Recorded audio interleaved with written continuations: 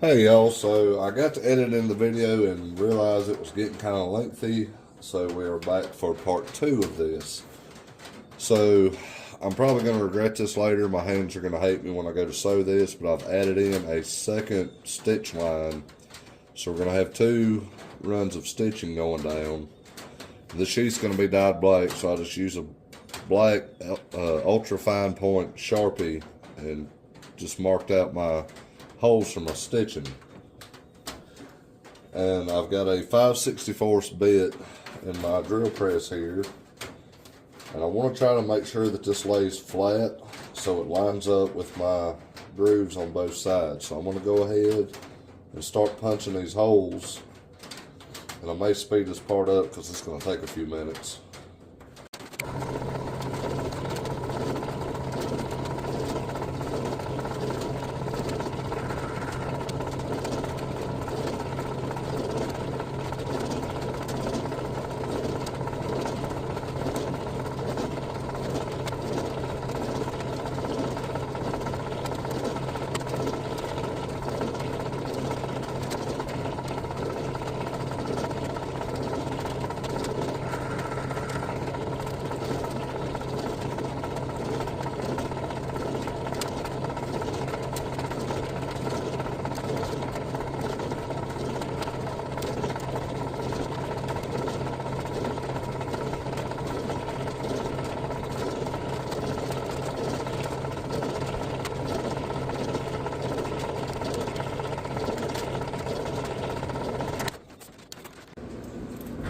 Alright, so back up here at the workbench. Now that we've got all of our stitch holes in, it's time for me to make the belt loop. So the way I normally do it, I'm going to go ahead and put the knife in there to where it's going to sit.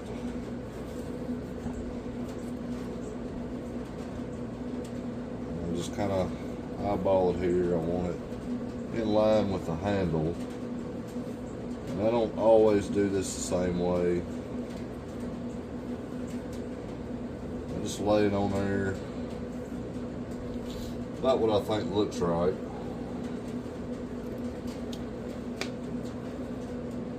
I'm going to mark it off where to cut it.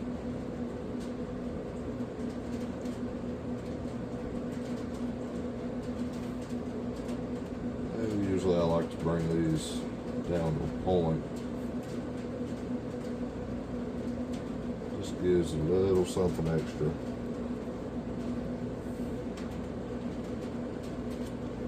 And he is left-handed, so this will be a left-hand carry sheath. We've got that marked. Take our knife here.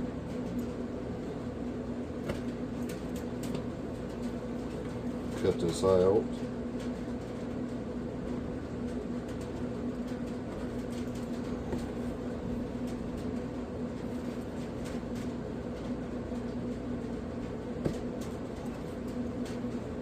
Trim off that tip just a hair.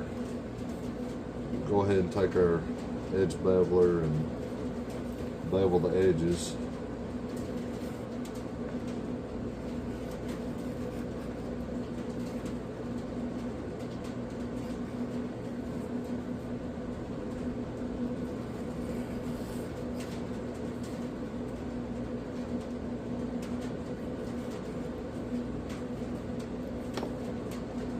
Same thing, at this point right here, I don't want to permanently attach this for the time being, so I'm going to just tack it on with a little dab of glue. Get in the position that I want.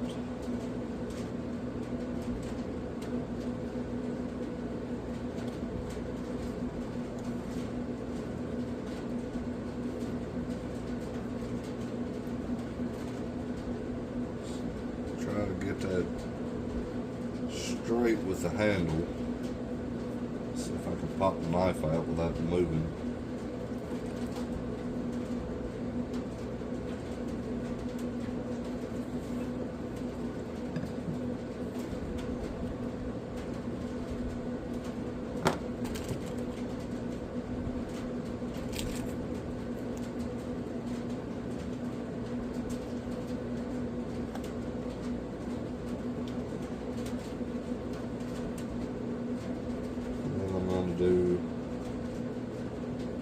same thing down here.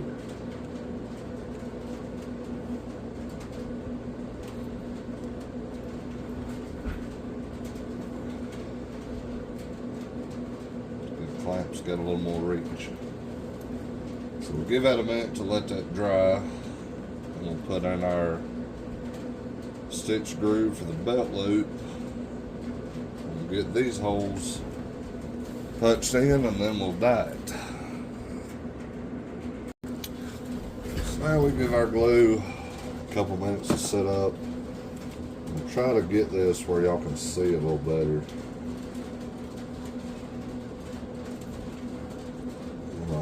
Go ahead and put in my groove here.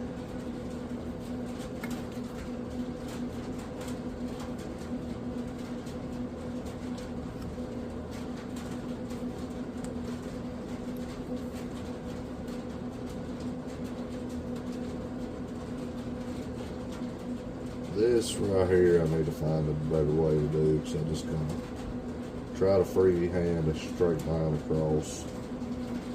Sometimes it gets off a little bit.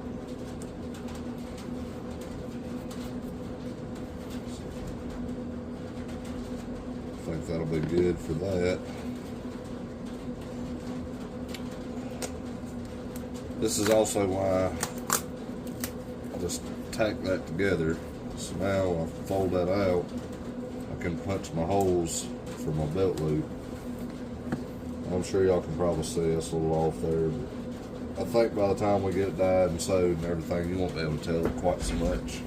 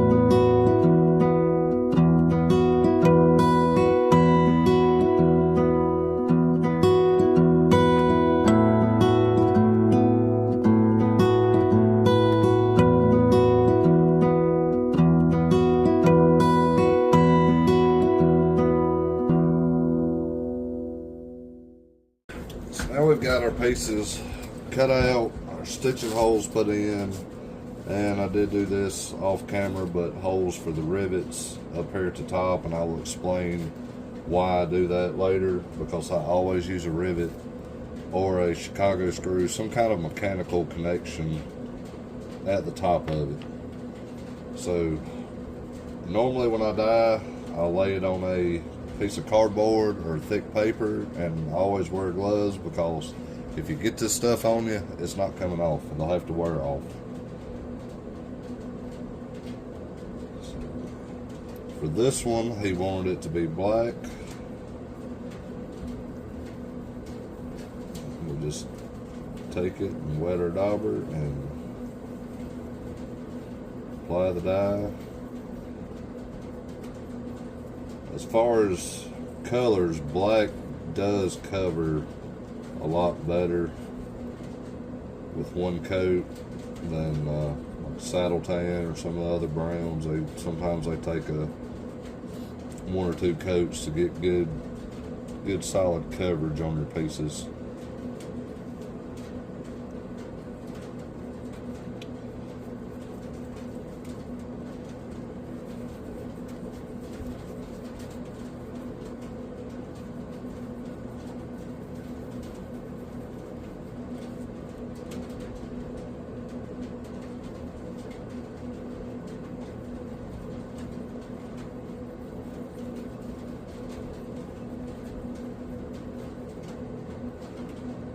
Make sure we get our edges really good.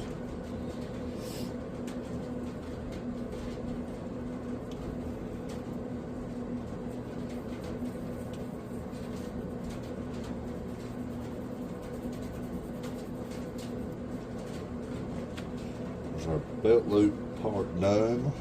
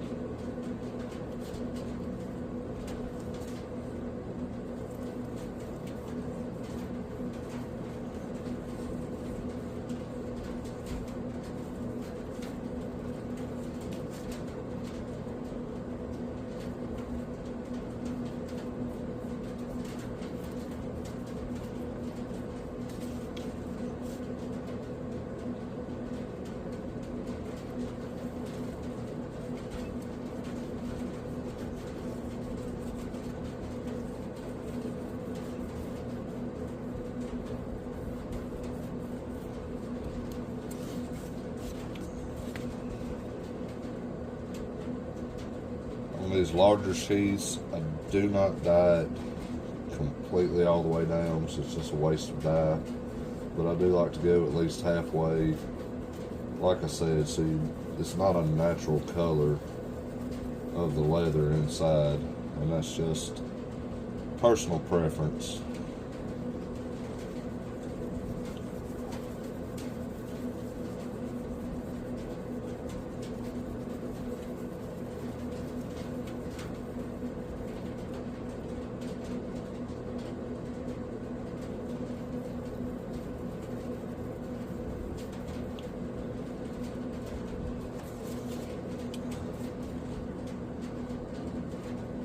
So once you get that folded over and I get it sewn, you won't be able to see any natural leather down in there. Go just a little bit farther.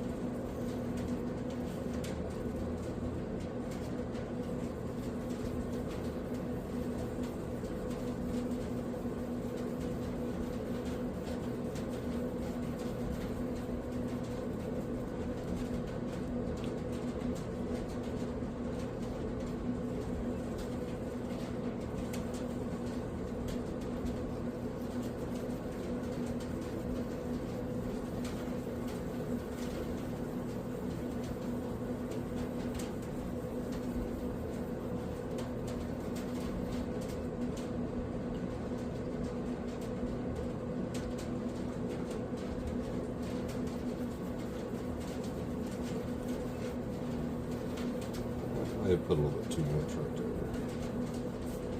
Just trying to spread that around.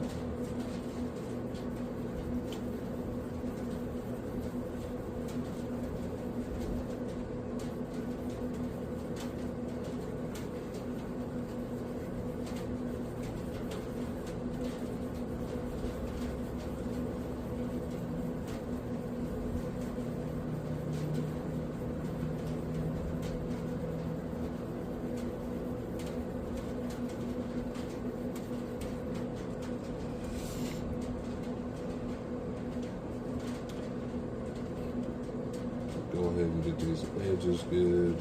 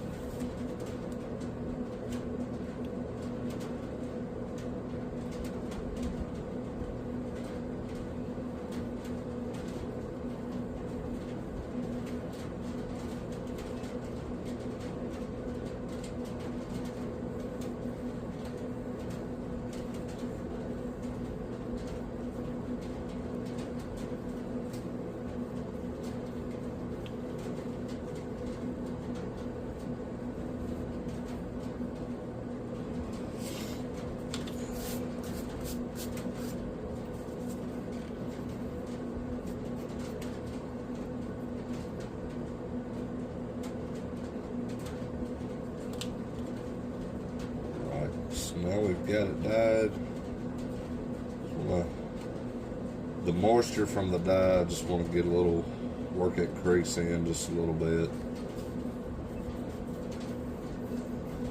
Make sure I've got everything covered good.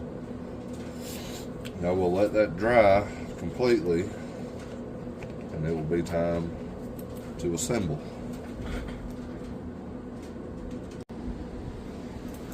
Okay, so now that we're dry, it's time to start assembling. But before I do that, I'm going to go ahead and burnish the edges on the belt loop and the top edge on the sheath body here. We got our burnishing gum and stick. We'll just put a light coat on that, on the edge here.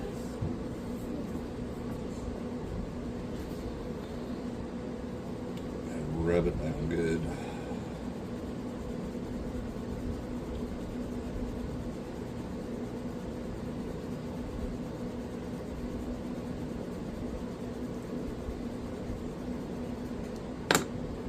That gives us a nice slick edge across there, if you can see it.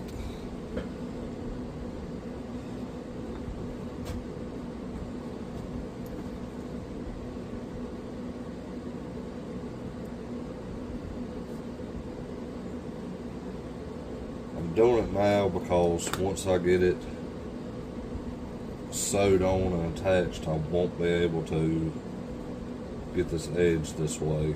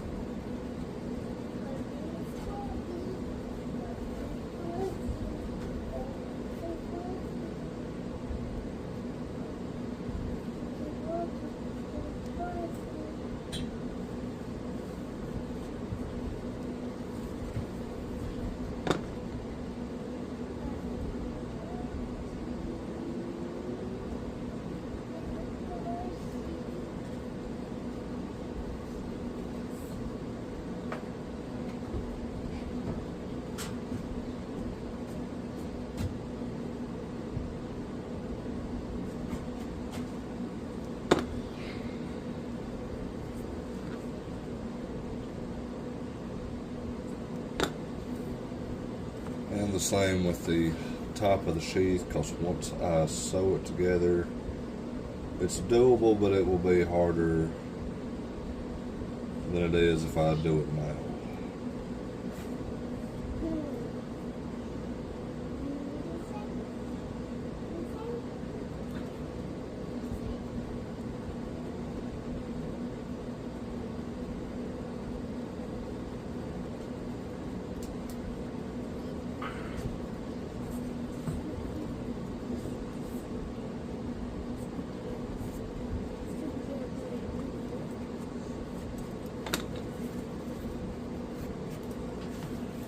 Now that we've got that part done, I'm going to get my needles and my glue, and I'm going to go ahead and sew on the belt loop before I sew the body, because I have to sew it through the inside, so I'll go ahead and get that attached, then I can fold it and sew the rest. So I've got my 2 needles, a length of thread, a belt loop and a sheath here. I'll take a little bit of the glue, just run a bead down between these 2 stitch lines just to help it stay in place.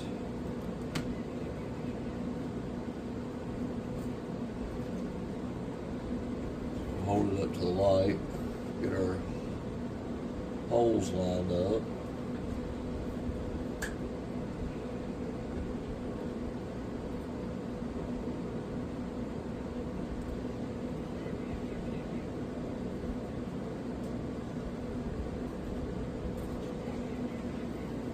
Start on the first one, pull through to where even on both sides.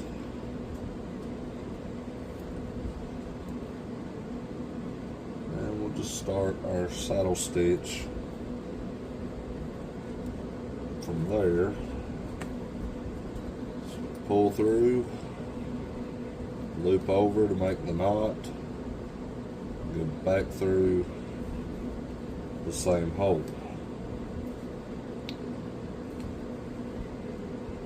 And like I said, with this heavy thread,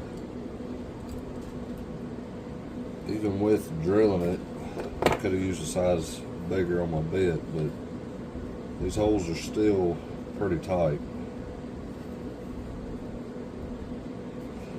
So get it through, tie a knot, pull it tight, and that will hold while we get our next stitch. And also, like I said in a previous video on doing this saddle stitch, the knot in each one helps. If it ever does break a stitch, it won't come unraveled.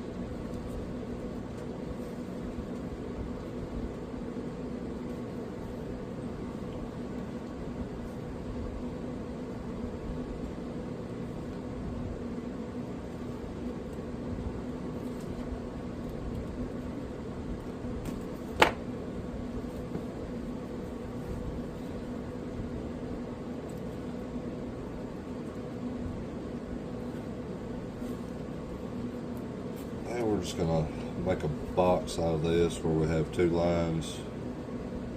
Just jump down to the second line, which now we're going back the other way, so it makes everything that I was doing coming down opposite. At least on this first one anyways, going back.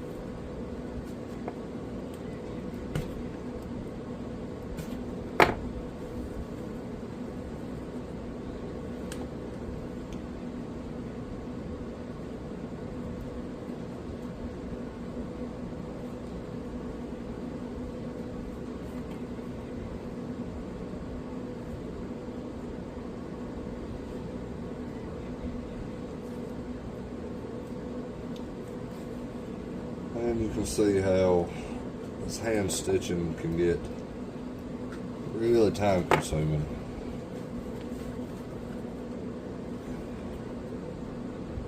But I don't have a sewing machine that can do leather, and I think this is a stronger, better way to do it.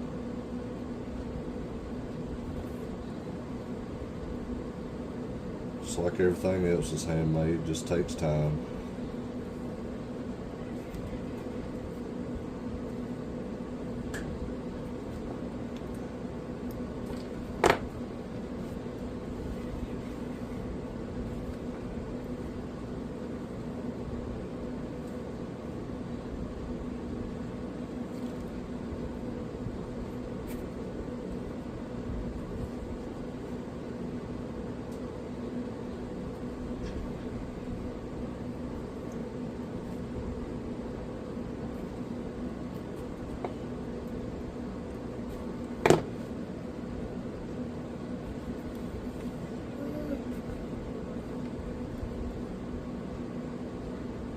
That's the end of the second run. We're going to finish out our box. So now when we go back through this first hole, it gets tighter because we're adding 2 more lengths of thread in the same hole.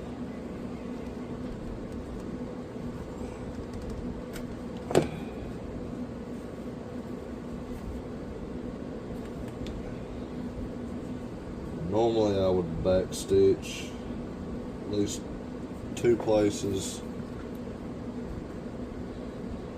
I think on this one I'm just going to back stitch the one here on the side of the box, because it's already pretty tight the way it is, and I don't think this is going to be an issue coming unraveled.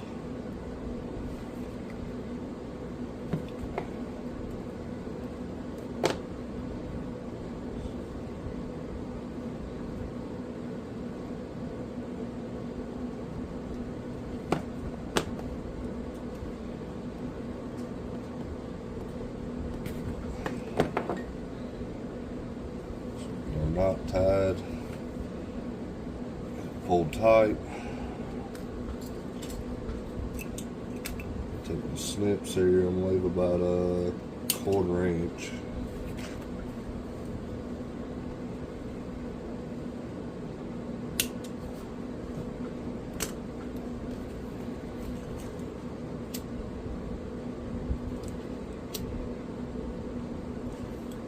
Like a fan blowing from a wood stove, it's not cooperating. We'll just take and melt that thread down in place. It's another reason I'm not really worried about it coming unraveled, because you'd have to really pull to get that through there.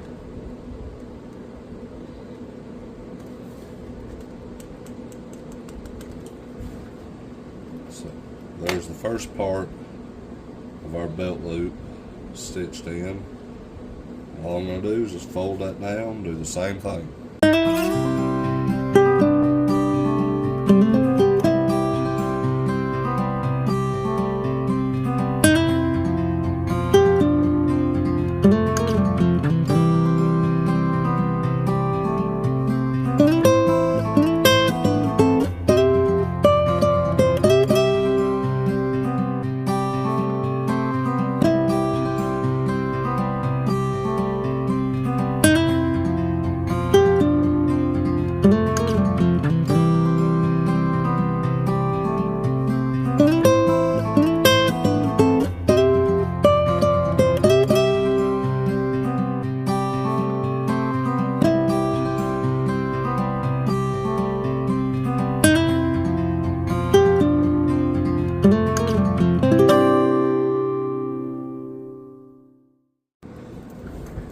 Right, so now that we've got our belt loop sewed on, I'm going to glue this seam for our main body. Trying not to clog my holes up if I can help it.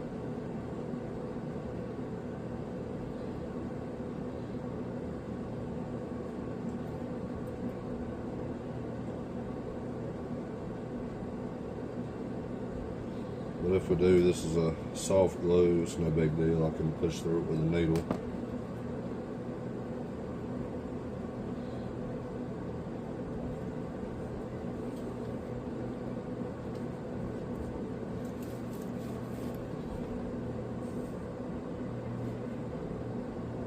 Yeah, we're going to try to make sure our holes are lined up.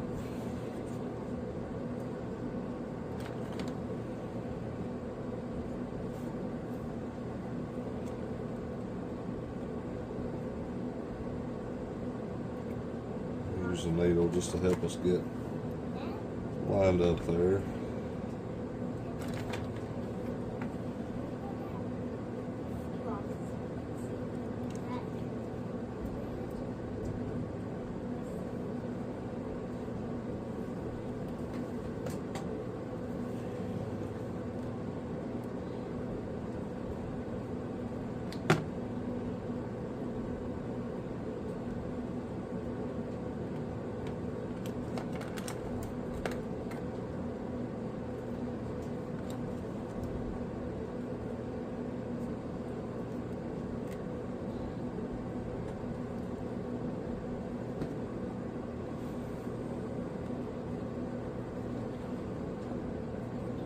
So while that's drying, I'm going to go ahead and do the rivets at the top.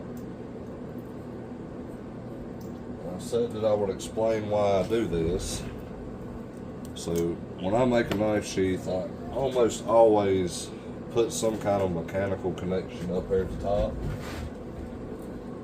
And it's either a rivet or a Chicago screw, because as you're putting the knife in and out of the sheath, unless you're sitting there watching it, making sure that you're putting it straight in, there's a chance that you'll run the edge across that, and if you cut through it, you'll end up cutting through your stitching.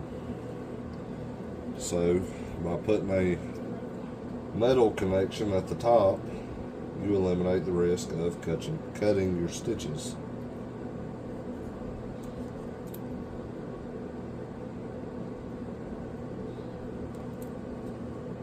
I used to always done this with a hammer,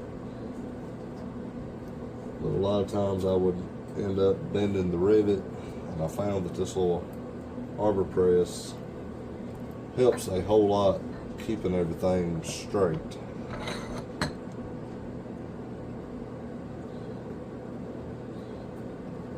Just make sure we're lined up.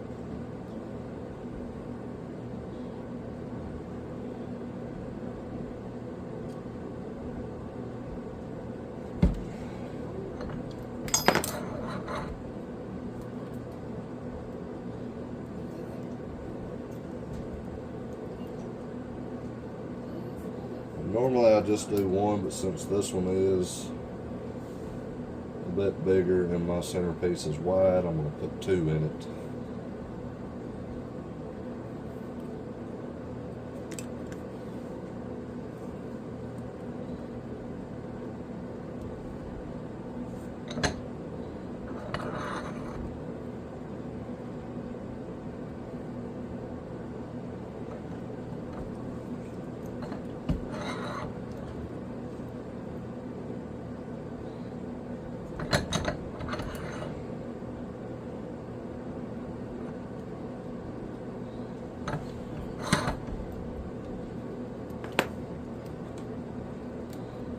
I have to clean that one up a little bit more. So now we've got our main body glued up. We've got it set up in my makeshift stitching pony. Got 2 needles, another length of thread. I'm going to start my saddle stitch up here at the top, go all the way down to the bottom. And I'm not sure yet. I may just make that turn and stitch it back, or I may just make 2 separate runs.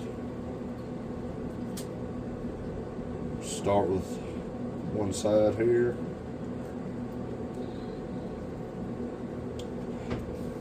Pull it through till we're even. I mean, y'all can't see because it's off camera.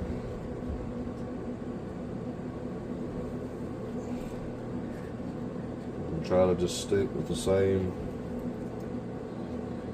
side every time. Make our stitch. Loop it over to tie our knot, and come back through.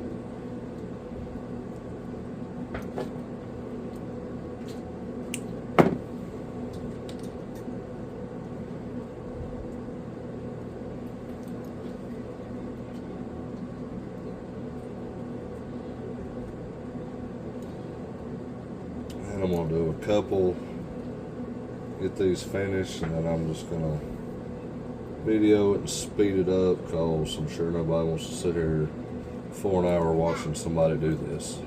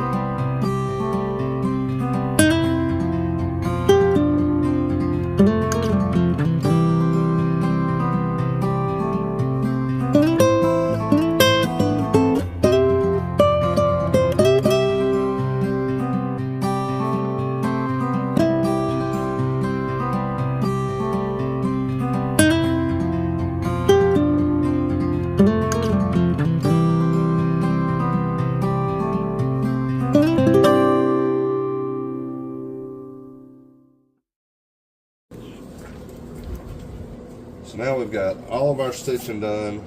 I didn't go down and back and run 2 separate runs. So I have 2 steps left here. I'm going to burnish the edge of the sheath. Same thing as when I done the belt loop.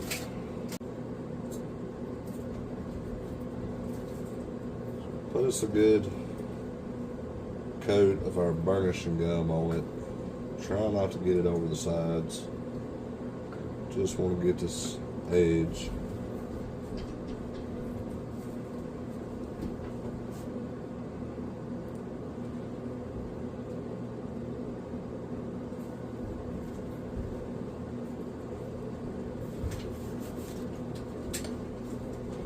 We'll take our burnishing stick, just give it a good rub.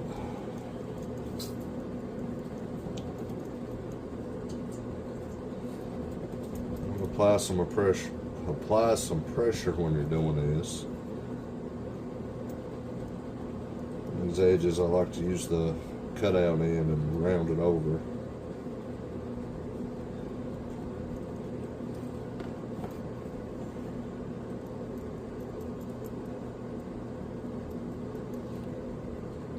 Do the same thing for the back edge.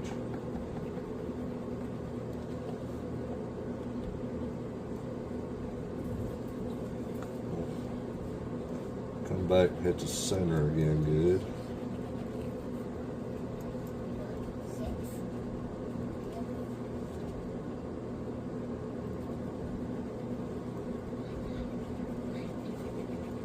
And you can see how that just pushes all 3 pieces together and makes it look like one.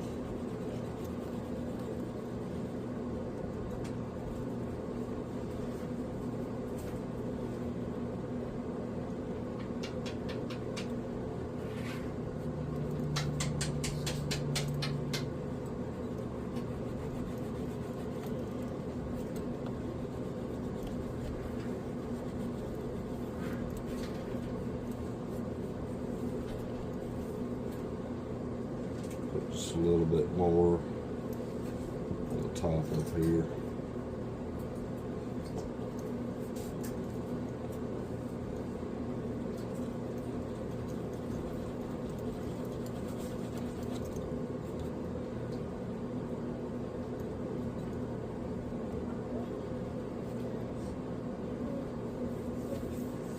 You see we got some nice smooth edge. Now the last step for these on this particular one is going to be to buff it. Now some of the other ones I make that I want a really high shine on, I will use an acrylic finish or some leather sheen, something along those lines. But this one I don't want real shiny, so we're going to go to the buffer and buff it with beeswax. And what that will do, the heat from the friction of the buffer will melt the beeswax into the surface of it, so that protects our leather and gives us some water resistance. So I'm going to move over to the buffer and we're going to get that part finished.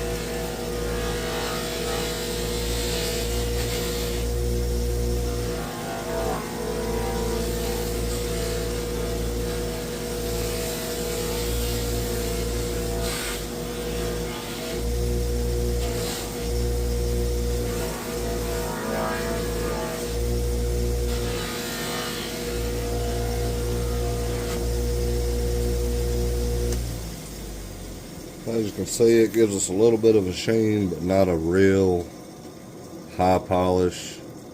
And it also adds some water resistance to it. So here we have our completed sheath for this knife.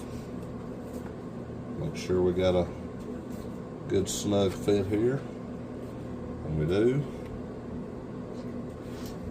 And that's it. That's how I make a leather knife sheath. Nice and tight, good fit. Hope y'all enjoyed it. Hope you learned something. Thank you for watching.